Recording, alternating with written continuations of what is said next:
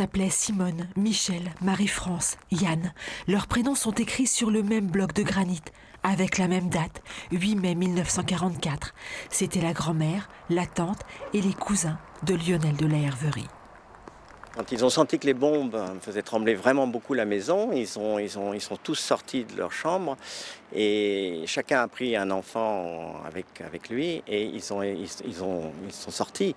Sauf que j'ai un oncle qui a réussi à sortir et tous les autres ont été soit soufflés à l'extérieur, soit écrasés donc, par le bombardement.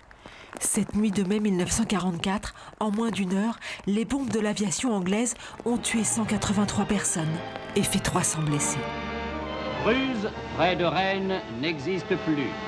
La localité qui, la veille, venait de célébrer les cérémonies de la première communion, a été entièrement rasée par l'aviation anglo-américaine. Les victimes du bombardement ont été enterrées dans le cimetière et les années se sont écoulées.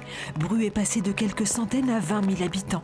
En 1989, la municipalité a décidé de construire un nouveau cimetière et prévu la fermeture de l'ancien. C'est comme s'il fallait effacer un petit peu tout ce passé, laisser la place aux vivants, qu'on laisse les morts et que les constructions n'empiètent quand même pas trop sur le souvenir, le seul souvenir qui reste de Bru en fait. Des familles ont attaqué la décision devant le tribunal administratif. En vain, le maire de Bru s'agace de ces procès pour défaut de mémoire.